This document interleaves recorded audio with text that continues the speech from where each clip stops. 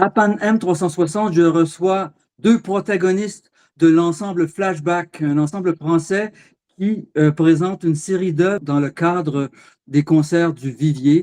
Vous êtes à Montréal, messieurs, vous venez juste de débarquer.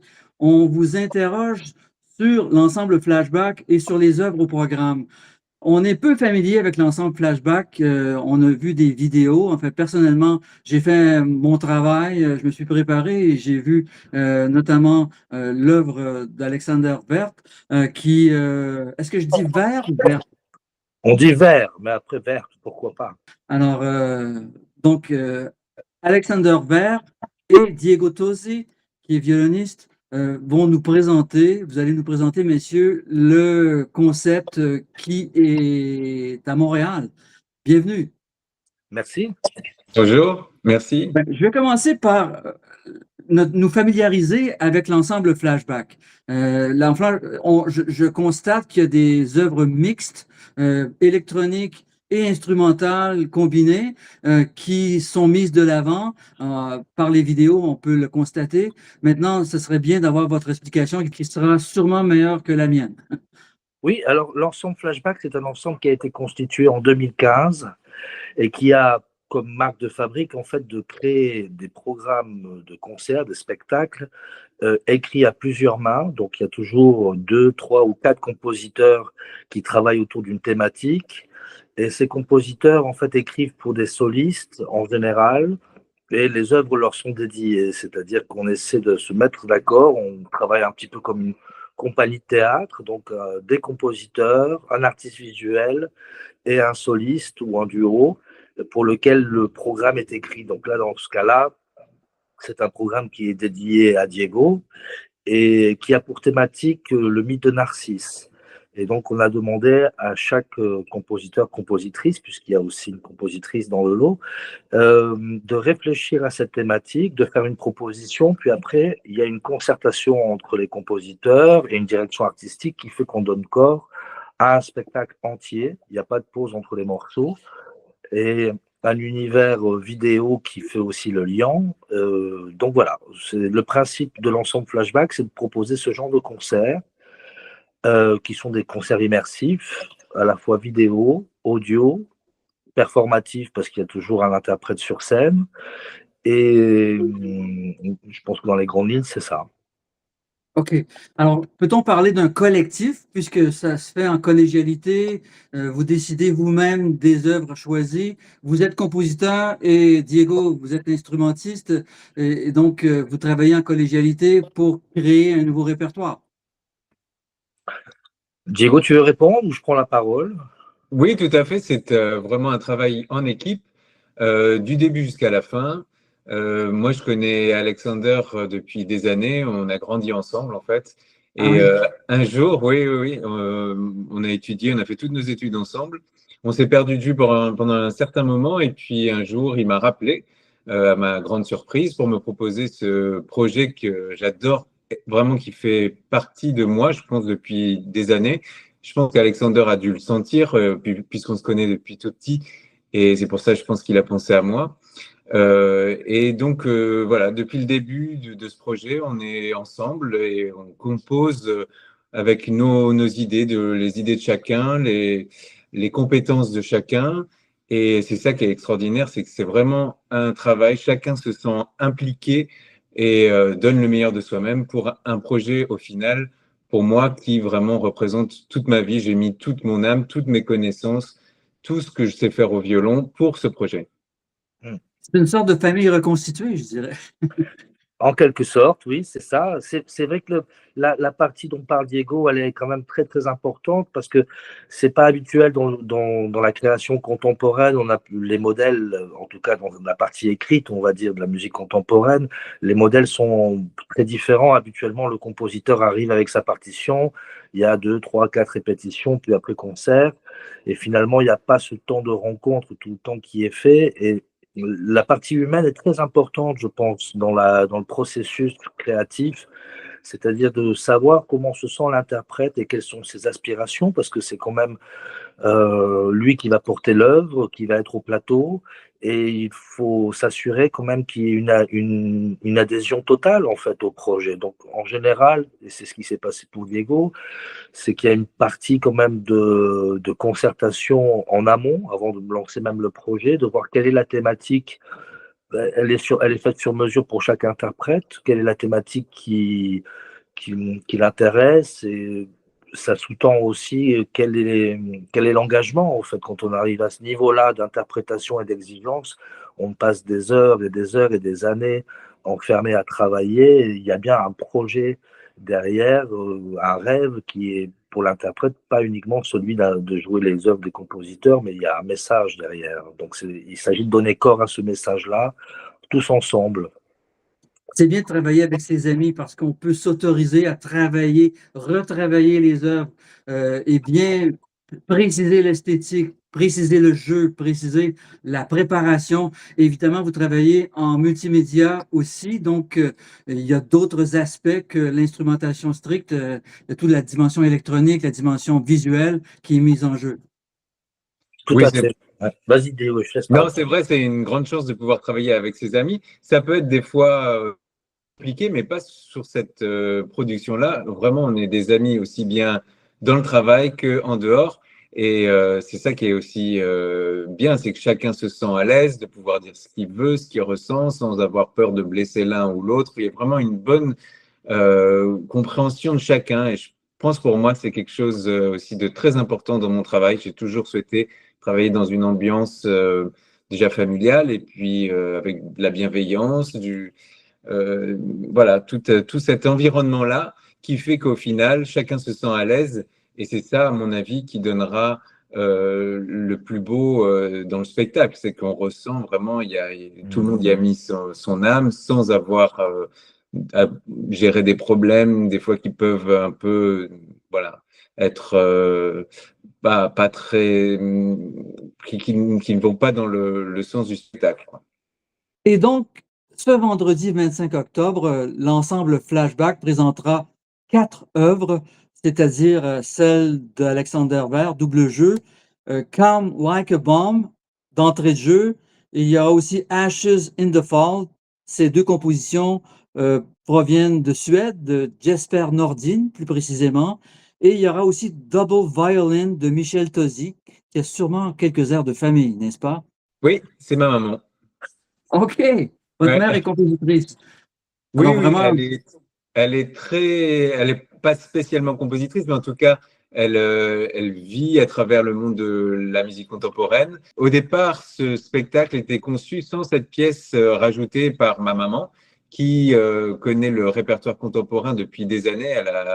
Elle est comme moi passionnée par cette musique, et il me semblait que c'était pour moi le meilleur choix de pouvoir travailler aussi, encore une fois, en famille.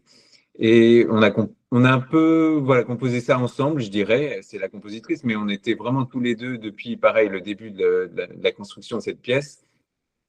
Et on a fait la création l'année dernière, si je ne me trompe pas.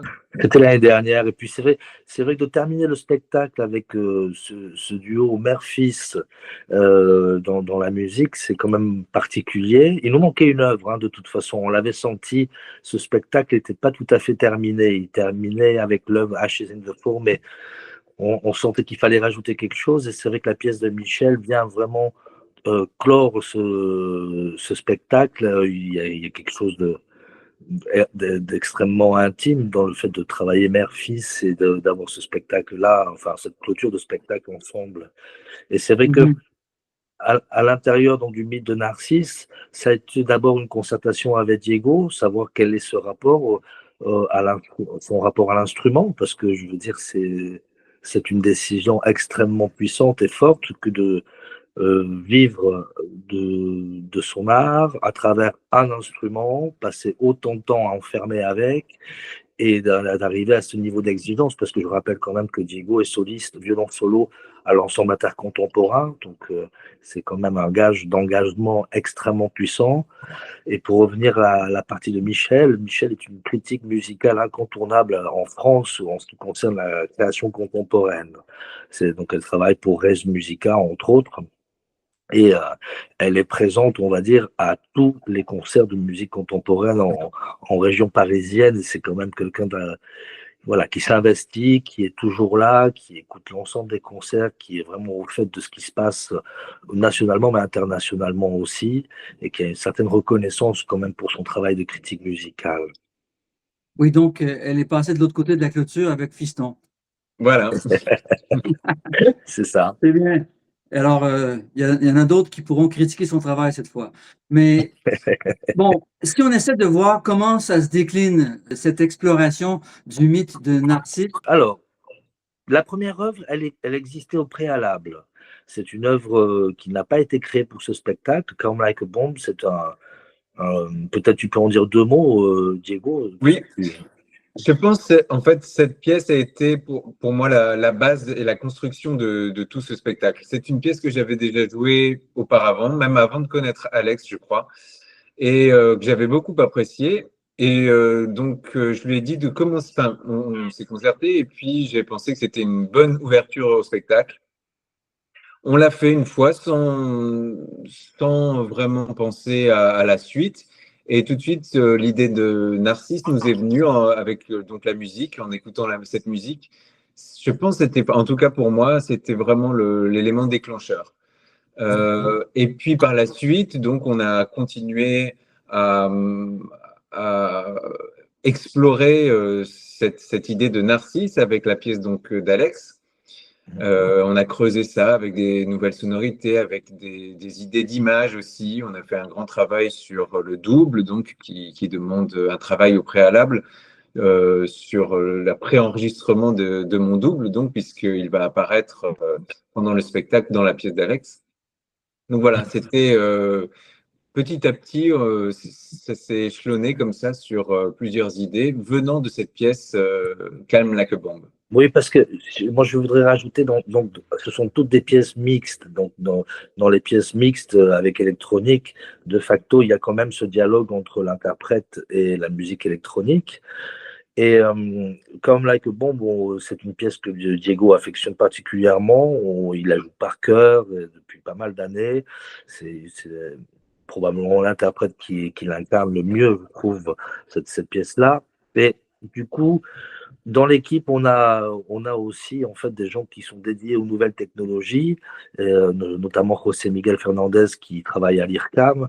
Et quand on a commencé à parler de cette histoire de double, initialement, il a sorti un dispositif qui s'appelle Antescofo. Alors Antescofo, c'est un projet de recherche de l'IRCAM.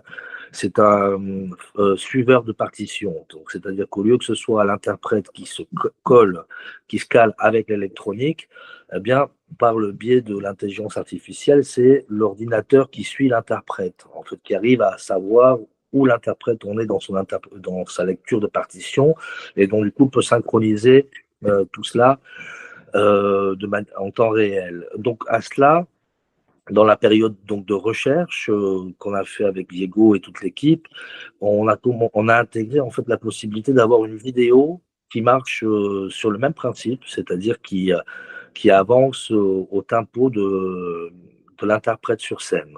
Donc quelque chose de vraiment interactif. Tout ça, ça a participé à l'élaboration un petit peu. D'abord, c'était très technique, mais derrière, il y avait une idée artistique. Donc, c'est un dispositif qu'on a finalement laissé tomber au bout d'un certain temps par nécessité de sécurité, on va dire. On joue quand même des spectacles et c'est pas de l'expérimentation ce qu'on propose. Donc, c'était pas suffisamment fiable pour pouvoir le faire en temps réel. Donc là, on a opté pour ma pièce, en tout cas, pour une version préenregistrée, mais le principe de base, c'était quand même celui-ci, ce qui permet d'avoir donc à chaque étape, en fait, une forme d'interaction déjà entre le violoniste réel et son double.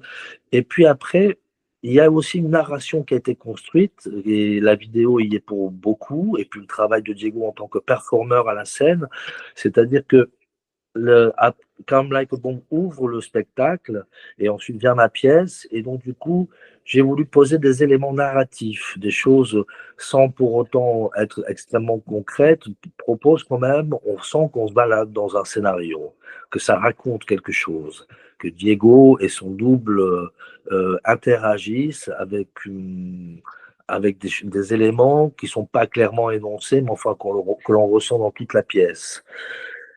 À la fin de cela vient Ashes in the Fall, qui est un moment extrêmement méditatif et suspendu. En fait, c'est une pièce qui fait écho à Come Like a Bomb, mais qui est une espèce de grand crescendo de 15 minutes, en gros, et c'est une œuvre d'une très grande tension qu'a composé. Là, c'est une commande qu'on a passée du coup à Jesper Nordin là-dessus. Et là, on voit vraiment une espèce de tiraillement entre l'interprète et l'électronique. C'est un quart d'heure de crescendo, c'est quand même particulier. Et puis finalement, la pièce de Michel, qui s'appelle donc Double Violin, vient un peu réasseoir et ponctuer la fin de ce spectacle dans quelque chose d'un peu plus ludique. Il y a même une citation de la mer à l'intérieur. Voilà, il y a des clins d'œil qui sont plutôt sympas. Et puis, ça nous permet de retomber dans une atmosphère, on va dire, de réconciliation entre l'interprète et son double. Quels sont les enjeux du violon dans le cas qui nous occupe? Bon, j'ai écouté attentivement Double Jeu. Vous avez quand même des techniques étendues qui sont utilisées dans ce concept. Parlez-nous des enjeux, justement, de la façon dont ça a été écrit et quelle est votre marge de manœuvre, Diogo? Tout à fait. En effet, on retrouve dans tout ce spectacle tous les modes de jeu possibles et inimaginables. Et ça, c'est ce qui me plaît surtout depuis donc, je fais partie de l'ensemble intercontemporain, de pouvoir explorer et de pouvoir toujours aller plus loin sur les possibilités de mon instrument.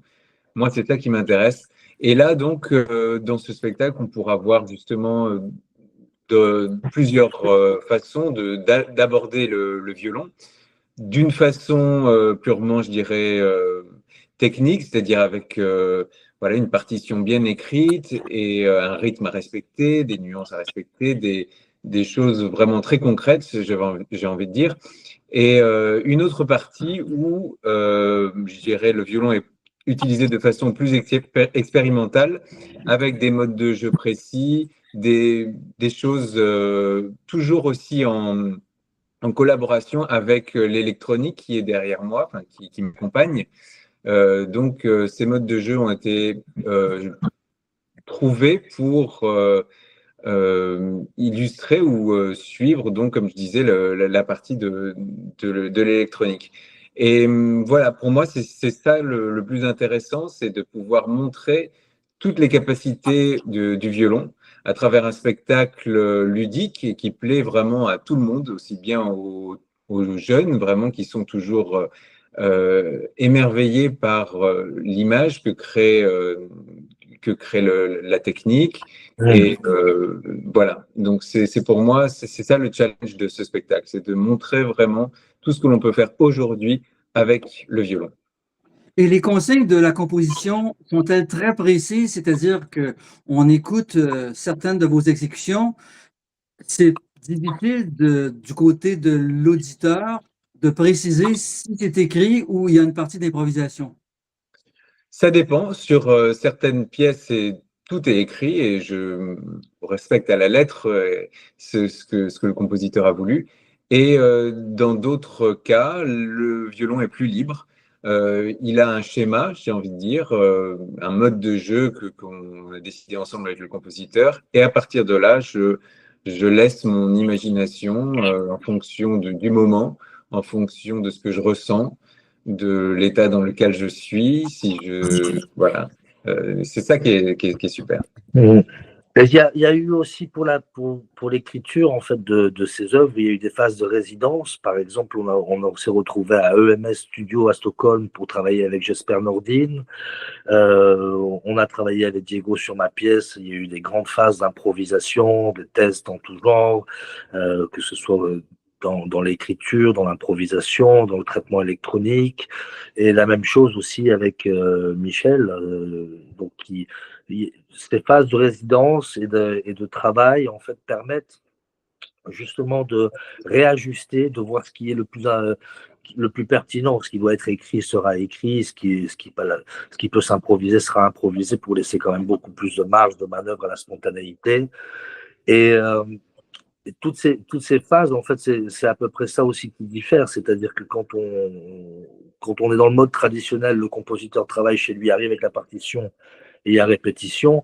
Et je parlais du mode opératoire plutôt des compagnies de théâtre, c'est-à-dire que si on met tout bout à bout, on s'est probablement enfermé pendant 2 mois et demi, 3 mois pour aboutir à l'écriture en fait de l'œuvre. La base, en effet, de tout notre travail a été l'improvisation. En fait, c'est ça. Moi, j'adore ça d'ailleurs. On est parti sur voilà, un peu un freestyle. On m'a demandé de jouer, même du Bach. Je me souviens, j'ai fait des sonates et partitas de Bach. J'ai commencé par ça. Puis après, je suis passé par autre chose un peu plus moderne. Et voilà, c'était toute la base de la construction de spectacle pour moi, part sur l'improvisation. Et comment avez-vous connu ou quelle est votre relation avec Jesper Nordin?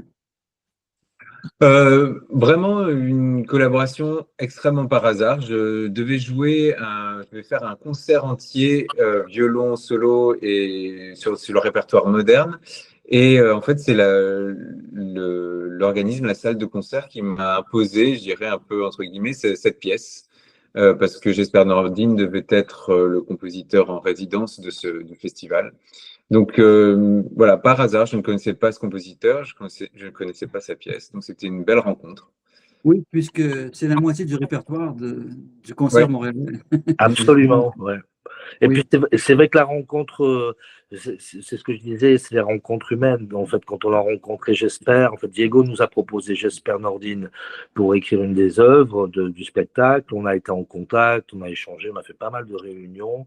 Et puis finalement, quand on est monté à Stockholm pour travailler avec lui, on a vu que ça marchait. Il était très ouvert, la manière de concevoir sa pièce aussi. Voilà, il y avait une réelle interaction. Et ça, c'est quand même primordial pour ce genre de programme, parce que on n'est pas du tout dans le cadre de la musique contemporaine où il y a des œuvres qui s'enchaînent et qui n'ont rien à voir les unes avec les autres. Là, il y a une continuité narrative et expressive, et donc du coup, c'était important Oui, c'est quand même très différent de ce que vous faites, Diego, avec l'ensemble intercontemporain qui est beaucoup plus instrumental, dans une lignée propre à la musique contemporaine instrumentale, française notamment, et internationale. Oui, oui, oui. Dans un sens, en effet, c'est tout à fait novateur pour moi de faire ça. Déjà, bon, dans l'ensemble intercontemporain, le but, c'est que l'on soit tous ensemble. C'est un esprit d'équipe vraiment où on joue tous ensemble et j'ai moins l'occasion, je dirais, de pouvoir m'exprimer comme ça en soliste sur quelque chose qui vient de moi. Souvent, les choses nous sont un peu imposées et notre rôle est de mettre en lumière tout ce que l'on nous propose. Là, c'est vraiment une façon différente. J'ai vraiment mis de moi avec les compositeurs, en collaboration toujours avec les compositeurs, mais il y a, voilà, je me sens presque plus mise en avant, j'ai envie de dire. Ce genre. Maintenant, l'électronique. Parlons de l'électronique. Bon, par exemple, dans la pièce Double Jeu, il y a un bourdon, un drone, pour parler en français, donc une espèce de ambient un peu dark. Bon, on appelle ça dans le monde électronique dark ambient. Il y a quelque chose un peu, un petit peu lourd qui est derrière, qui s'étend tranquillement et qui accompagne le violon. Comment avez-vous conçu cette dualité, Alexander? Alors, pour la partie électronique, c'est quelque chose, bien sûr, qui est aussi importante que la partie instrumentale, hein, on va dire, hein, parce qu'elle elle est conçue pour être diffusée avec 8 haut-parleurs dans la salle, donc de créer une forme d'immersion et de spatialisation. Le public donc sera au milieu de ce son qui va voyager, on va dire. Et au niveau de l'esthétique, en fait, il n'y a pas pour ma part, en tant que compositeur, ce qui est important, c'est l'expressivité et le message voulu.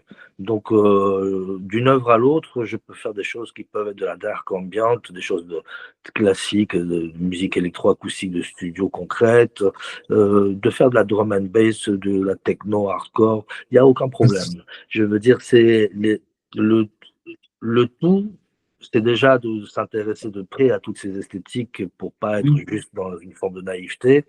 Et la deuxième, c'est quelles est leur justification, c'est-à-dire si elles sont employées et utilisées dans l'œuvre, c'est parce qu'elles veulent justement poser certains climats, taper dans le répertoire, on va dire, dans la mémoire du collectif, du public. Il y a des choses, un drone dans le grave et lancinant qui dure pendant presque 10 minutes, ça a une raison musicale et expressive.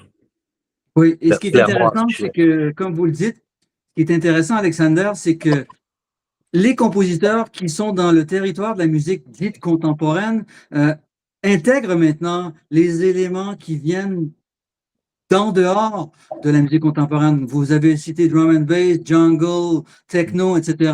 Maintenant, ça fait partie du langage. C'est plus strictement la grande tradition électroacoustique. On est vraiment dans une mixité, non? Bah, c'est-à-dire qu'il faut vivre avec son temps, hein, J'espère bien. et je pense que moi je suis très reconnaissant d'avoir étudié notamment avec Philippe Leroux, qui est professeur maintenant à McGill ici, ou avec Denis Dufour, qui lui venait vraiment du groupe de recherche musicale. Dans leurs enseignements à l'époque où moi j'étais étudiant, il y avait des esthétiques, il y avait des moyens technologiques, il y avait une compréhension du monde qui était propre à ce temps-là. Maintenant, on évolue. Je veux dire, ce qui est à mon époque, on était encore à la bande magnétique et il fallait se retrouver en collectif de compositeurs pour y arriver. Maintenant, aujourd'hui, tout le monde a un téléphone portable susceptible de faire le même résultat, voire un ordinateur, enfin. Et du coup, la profusion aussi des médias avec Internet, moi, quand j'étais jeune, ça a à peine commencé. Et donc, du coup, comment ne pas rendre compte du monde sonore dans lequel on évolue? Il y a les esthétiques et les moyens techniques de l'époque, Oui.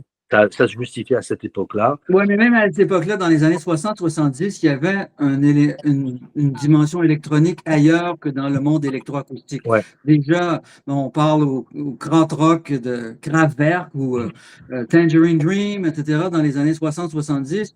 Et là, on dirait que ces deux mondes sont de plus en plus unifiés.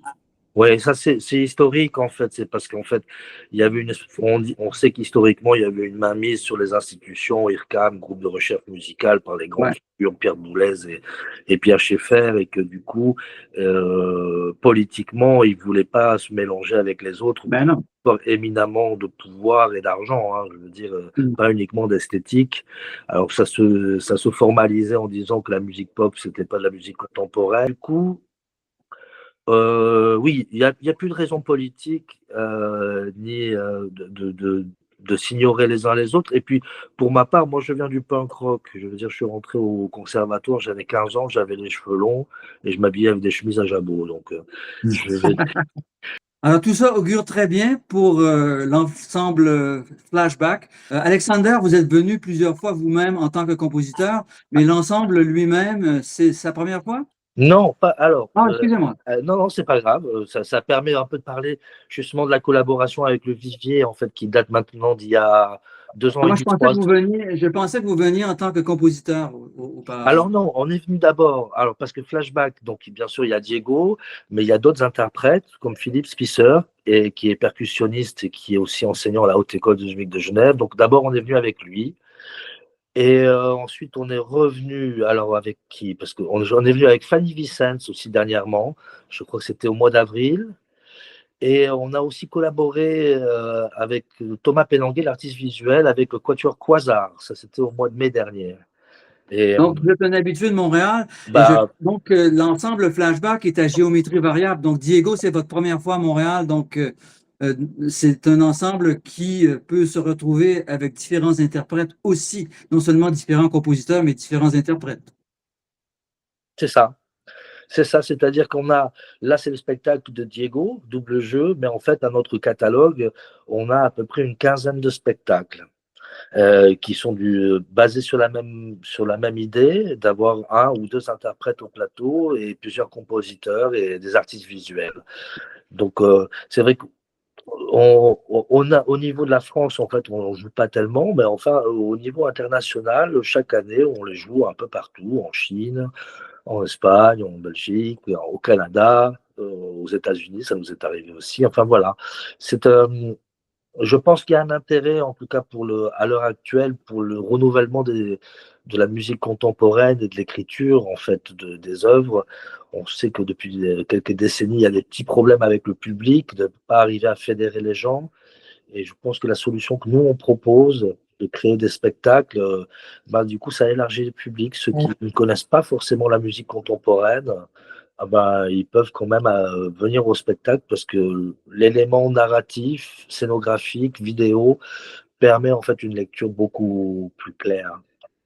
Oui, et la dimension visuelle est toujours un atout. Serait-ce aussi une béquille? C'est-à-dire que les enjeux de fédérer les gens avec la musique contemporaine, ça remonte au tout début de la musique contemporaine, c'est-à-dire après la Deuxième Guerre mondiale, mais ça, il y a des raisons probablement à ça. Et avez-vous choisi d'ajouter du visuel pour ça ou enfin, quels Non, sont... c'était déjà inhérent en fait, hein.